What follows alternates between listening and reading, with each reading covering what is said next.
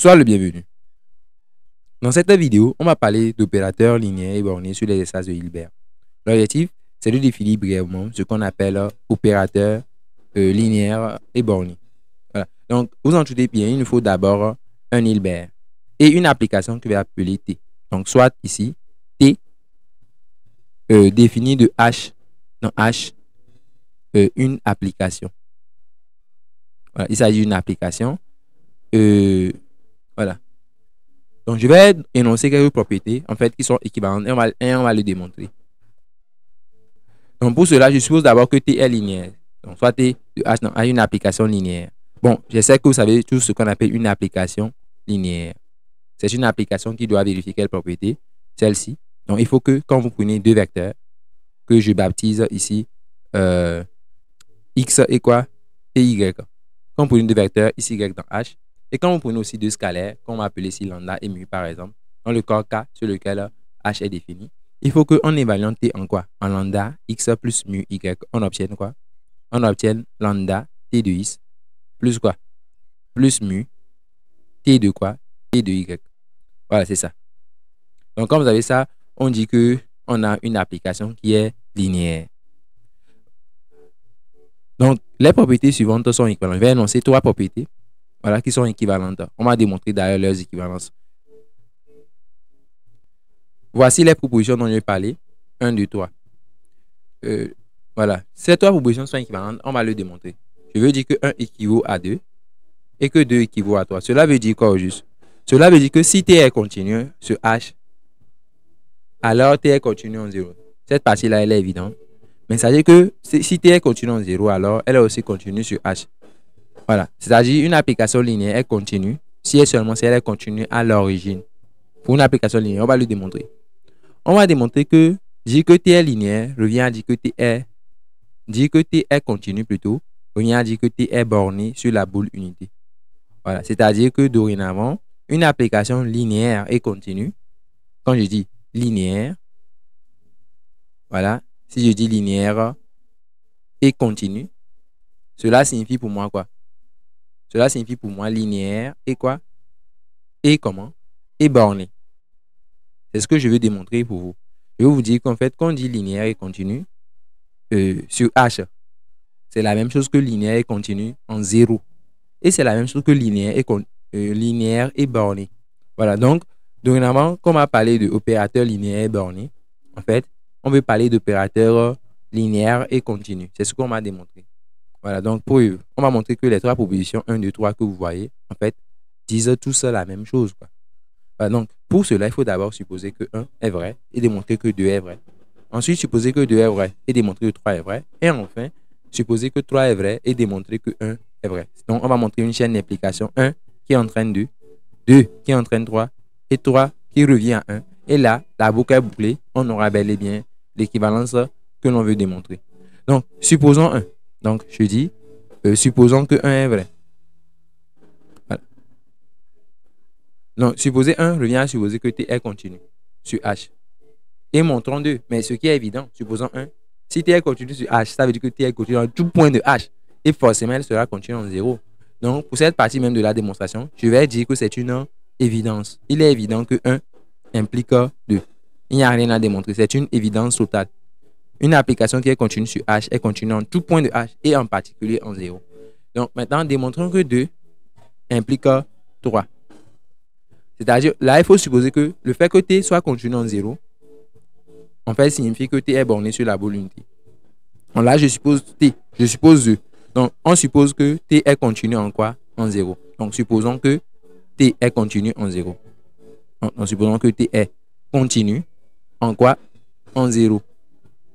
L'objectif, c'est de montrer que T est continu. L'objectif, c'est de montrer que quoi? T est borné sur la boule unité. Voilà. OK. Donc, que veut dire que T est continu en 0? Je vais écrire, voilà, la propriété T est continu en 0. Hein. Sachez que ici, T est une application de H à valeur dans H. Bon, quand on parle de H, c'est un Hilbert, c'est un espace Hilbertien. Donc, forcément, H est muni d'une norme, vous le savez, qui dérive du produit scalaire. OK? En tout cas, H est muni d'une norme pour moi. Donc, OK, je vais me servir de cette norme pour parler de continuité. Quand on dit que T est continu en 0, ça veut dire que, voilà, pour tout T epsilon positif, il existe un état positif tel que pour tout x élément de h, voilà, dire que la norme de x est comment? Est plus petit que eta. Ça signifie que la norme de quoi? De t de x moins t de 0 en fait. Moins t de 0 est plus petit que quoi? Est plus petit que epsilon. En fait, cela s'explique en disant que l'écart t est continu dans 0, ça veut dire que la limite de t de x lorsque x tend vers 0, c'est t de 0 en fait. Ce qui veut dire que l'écart qui sépare t de x de t de 0 peut être rendu aussi petit que l'on veut. Parce que si t de x tend vers t de 0, cela veut dire que la distance qui est entre ces deux points, t de x et t de 0, peut être plus petit que n'importe quelle valeur réelle positive, aussi petit qu'il soit. Donc, quel que soit le epsilon que je prends, il est possible que l'écart en fait, entre t de x et t de 0 soit plus petit que epsilon. Mais à une condition, c'est à condition que le x' soit assez proche de 0. C'est à condition que x soit assez proche de 0. D'où cette condition-là qu'on met ici. En fait, pour l'avoir bien, c'est norme de x moins 0 plus petit que eta. Donc, si x est assez proche de 0, t de x est assez proche de t de 0. Voilà, ça, c'est la définition, je le rappelle, de continuité. Depuis, je pense, lieu de calcul différentiel dans R. Voilà, c'est ce que l'on... Maintenant, bon, je pourrais écrire ça rapidement. Vous savez, pour une application linéaire, t de 0, c'est 0. Si une application est linéaire, elle renvoie obligatoirement 0 sur 0. Donc, je pourrais donc dire que, quel que soit epsilon positif, il existe donc un réel quoi? État positif, tel que quoi? Tel que pour tout x dans H, la norme de quoi? La norme de x est plus petit que quoi? État implique, comme t de 0 c'est 0, je peux garder ici t de x et il n'y aurait en fait aucun souci en fait, inférieur à epsilon. Alors n'oublions pas, moi mon objectif c'est de vous montrer que dire que t est continu en 0, en fait, c'est dire de façon détournée que t est borné sur la boule unité. La boule unité, vous savez, c'est voilà, c'est l'ensemble des points qui sont intérieurs au cercle unité. Hein. Quand je parle de boule unité, je vais l'appeler donnément B. B comme boule. Donc, en fait, ça va désigner pour moi l'ensemble des x de H pour laquelle la norme en fait de x est inférieure ou égale à 1. Voilà. C'est comme la boule de centre 0 et de rayon 1, cette boule fermée là. Ok, donc l'objectif c'est de montrer que t est borné sur la boule unité. Autrement dit, je vais montrer que tous les x que vous prenez, on va montrer que tous les x que vous prenez dans B, en fait, leur norme appliquée à t, c'est la norme de t de x, est plus petite qu'une certaine valeur constante. Par exemple 10. En tout cas, une valeur constante ici, j'ai mis 10 là-bas comme ça. Hein. Voilà. C'est pas forcément 10. C'est pour vous dire qu'il existe une valeur. Il existe une valeur qui ne dépend pas de x. Qu'on peut appeler par exemple un m. Il existe un m, élément de R+, tel que, voilà, toutes les normes de t de x sont tous comment inférieurs à m. Attention, ici c'est sur la boule comment? C'est sur la boule unité. C'est ce que je vais montrer. Et pour cela, vous savez, l'idée que nous avons, c'est simple. C'est, en fait, moi je vais avoir, ce que j'ai ici, ce que je peux dire, c'est que t est borné sur la boule de centre 0 et de rayon eta. Comme vous avez ça là. Parce que dire que la norme de x est inférieure à eta, ça signifie de dire que x est où? Dans la boule, en fait, de centre 0 et de rayon eta. Puisque l'écart qu'il y a entre x et 0 est plus petit que eta. Ça veut dire que x est dans cette boule fermée. Ouais, je peux mettre un petit f pour dire fermé. Implique que quoi? T de x, la norme de t de x est plus petit que epsilon. Regardez que epsilon ici est constante. Ça ne dépend pas de x. Puisque epsilon précède x. Il faut prendre epsilon avant de trouver x en fait. Donc le epsilon ici là, ça n'a aucune relation. Ça ne dépend pas de x. Donc en fait, ce que j'ai là, ça signifie tout simplement que t est borné sur la boule fermée de centre 0 et de rayon eta. Mais cela ne permet pas de dire que t est borné sur la boule unité. Pas encore. Voilà. Parce qu'il me faudrait avoir un 1 à la place de eta. Et là, quelle serait l'idée de la démonstration? Simple. Pourquoi ne pas diviser par eta? C'est moi qui... Eta est strictement positif. Je peux donc diviser par eta sans souci.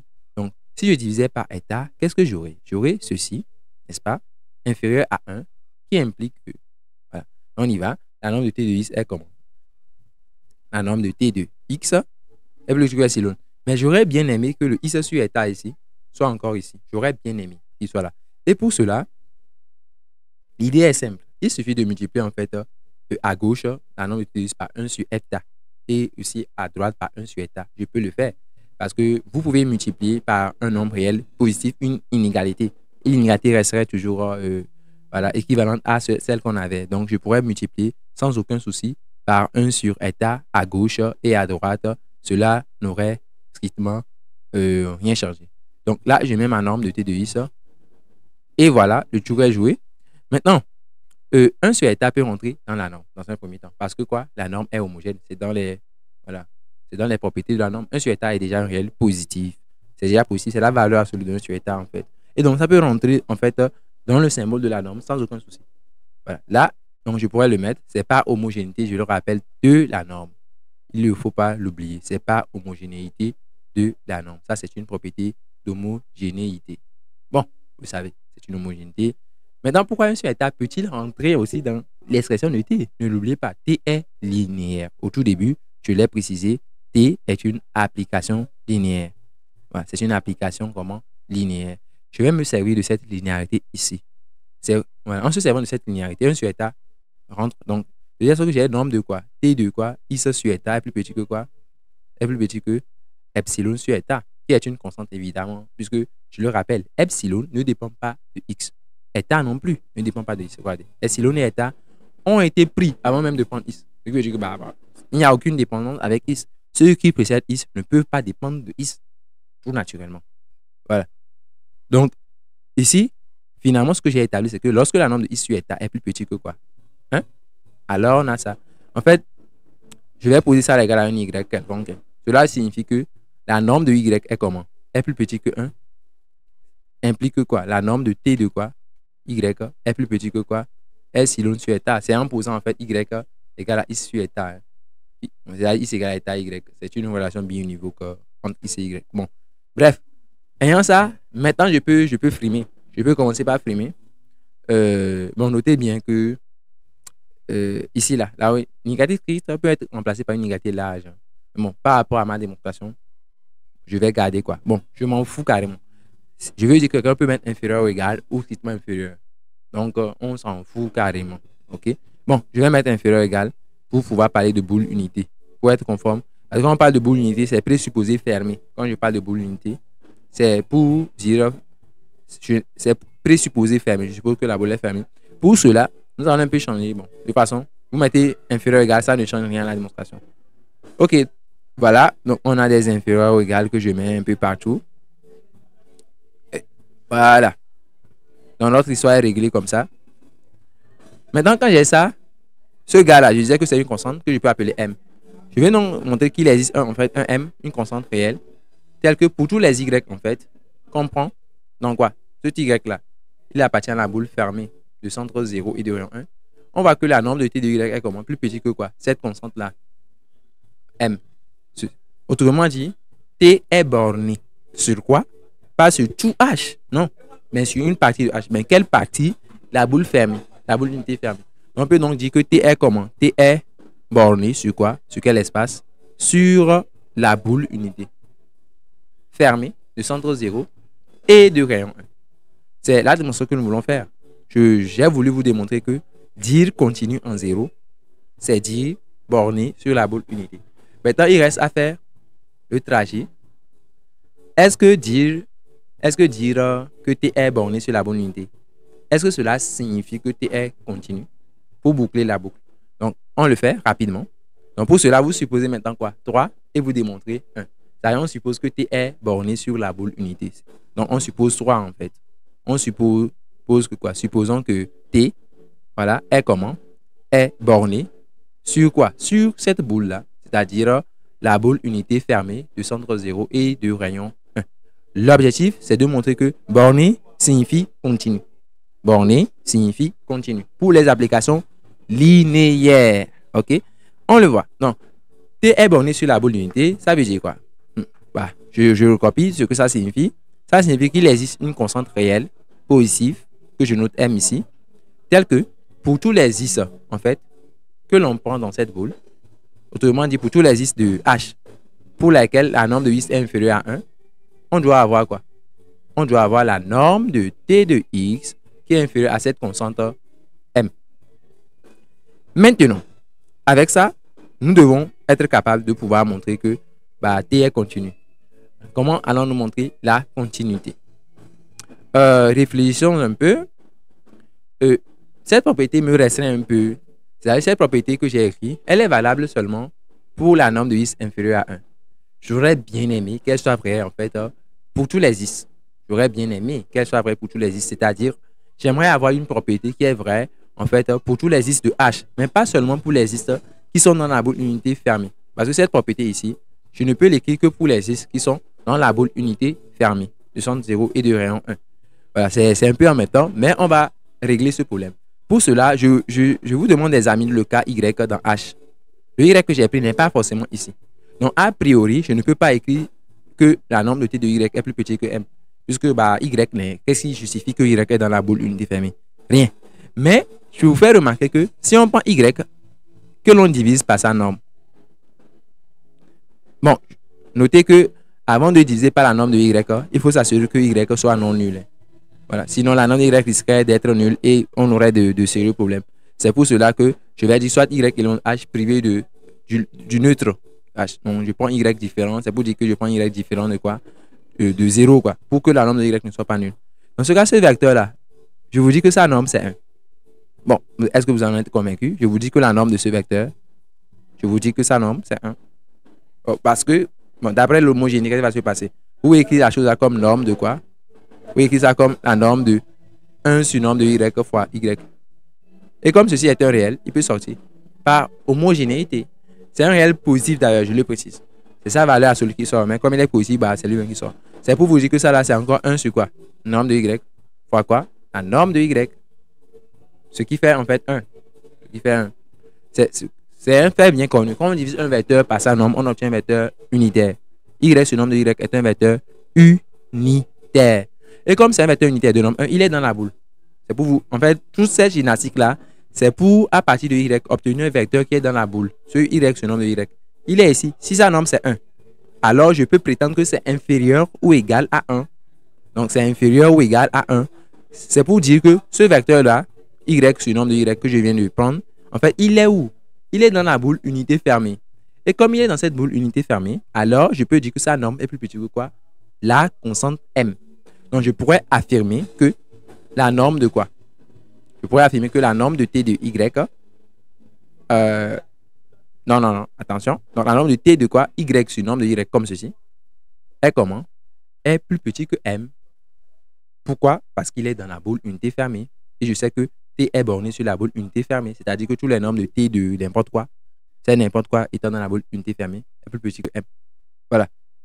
Et là, qu'est-ce que nous allons faire? Bon, comme je l'avais dit avant, je peux faire sortir le 1 sur norme de Y là, de T, puisque T est linéaire. Je peux le faire sortir encore de la norme, puisque la norme est homogène. Donc, vous aurez en fait ici 1 sur norme de Y. Ici, vous aurez T de Y inférieur à M. Et là, j'ai quoi? Norme de quoi? T de Y inférieur à quoi? M fois quoi? Ce qui est merveilleux dans cette histoire, c'est que c'est valable quel que soit quoi? Y dans quoi? Dans H. Voilà. Je disais que cette propriété, en fait, ce qui était embêtant sur elle, c'était que elle n'était vraie que pour les éléments de la boule unité. Et j'aimerais avoir une inégalité qui soit vraie pour les éléments qui ne sont pas forcément dans cette boule unité. Et j'ai travaillé sur un Y dans H. Quelconque, hein, ce Y que j'ai pris est quelconque. Voilà. Bon, maintenant vous allez me dire que si j'affirme que c'est vrai pour Y élément de H, il reste 0. Donc j'avais présupposé que Y est différent de 0. Voilà. J'avais dit Y dans H différent de 0. Et dans ce cas, je vais répondre que cette propriété, si vous remplacez Y par 0, elle est toujours vraie. Essayons voir. Si vous remplacez Y par 0, avec T de 0, T de 0 c'est 0, la norme de 0 c'est 0. Ici, on remplace Y par 0, c'est 0. Et tout le monde sait que 0 est inférieur ou égal à 0.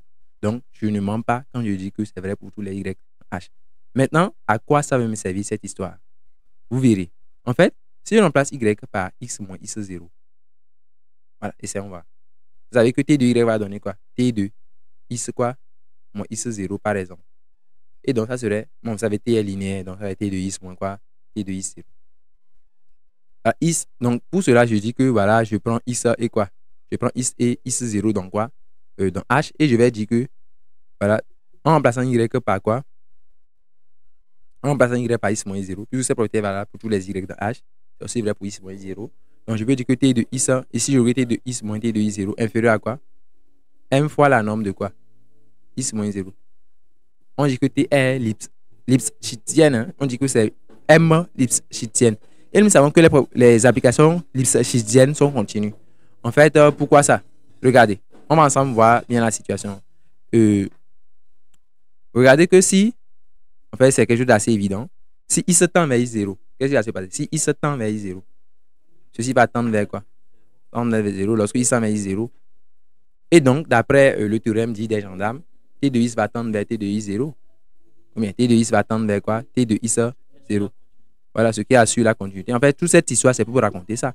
Donc, si je cherchais à obtenir une inégalité, voilà, si je cherchais à obtenir une inégalité générale, ce n'était pas pour rien. C'était pour montrer que T est M Lipschitzienne et de là conclure la continuité. Donc, on voit que toute application qui est bornée en fait sur la boule unité est tout simplement continue. Voilà. Et là, on obtient la définition d'opérateur linéaire et borné sur les espaces de Hilbert. Donc, c'est quoi un opérateur linéaire et borné sur un espace de Hilbert?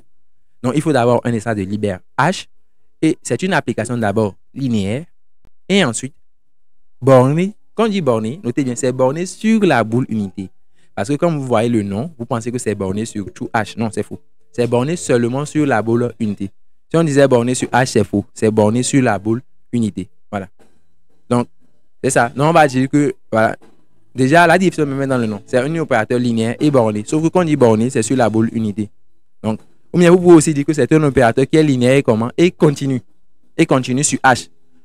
Ou bien vous pouvez aussi dire que c'est un opérateur qui est linéaire et comment? Et continue en 0. Parce que je vous ai dit, pour une application linéaire, dire continue, c'est dire continue en 0 en fait. Voilà. Et quoi d'autre? Voilà. C'est aussi dire que c'est un opérateur qui est linéaire et Lipschitzienne. Voilà, on peut dire ça de plusieurs façons. C'est-à-dire, il y a plusieurs caractéristiques, quoi. Lipschitzienne, c'est-à-dire qu'il vérifie cette propriété-là. Hein. C'est cette propriété qu'on appelle, voilà, Lipschitzienne. Et une propriété assez remarquable que l'on va garder, ça vient du fait de, vous voyez, avant, j'avais établi ça là, cette histoire-là. Dorénavant, en pratique, dans l'exercice, ce que l'on fera, c'est, quand on vous demandera de montrer que T est un opérateur borné, c'est-à-dire de montrer que T est dans B de H, ce qu'on appelle B de H, c'est l'ensemble des opérateurs linéaires et borné sur H. Donc, dans l'exercice, si on vous demande de montrer que T est dans B de H, qu'est-ce que vous allez faire concrètement? C'est de montrer dans un premier temps que quoi? Que T est linéaire, évidemment. Et ensuite de montrer que T est, par exemple, continu. Si tu n'arrives pas à faire continu, voilà, si parce que des fois c'est chaud de montrer la continuité, tu montres peut-être que la norme de quoi? De T de ISA est inférieure à une constante. Fois quoi? Fois la norme de ISA. Voilà. En fait, c'est de ça là dont on va se servir concrètement dans l'exercice. C'est-à-dire, si tu arrives à montrer par exemple que la norme de T de ISA est inférieure à la norme de ISA et que tu montres que T est linéaire, ça veut dire que c'est un opérateur linéaire et borné. Voilà. Donc, concrètement, c'est ce que l'on va faire dans l'exercice. C'est de montrer que le nombre de T de ISA est inférieur à une constante. Donc, si vous avez un exercice, on vous dit, voilà, première question, montrer que T est linéaire. Deuxième question, montrer que le nombre de T de ISA est inférieur à la norme de ISA. Conclusion, T est un opérateur borné et linéaire sur H. Voilà. T appartient à B de H. Donc, c'est à ça que c'est cette vidéo, c'est de vous montrer voilà, de plusieurs façons comment on peut définir un opérateur linéaire et borné sur un espace de Hilbert. Merci de nous avoir suivis. On se dit à la prochaine.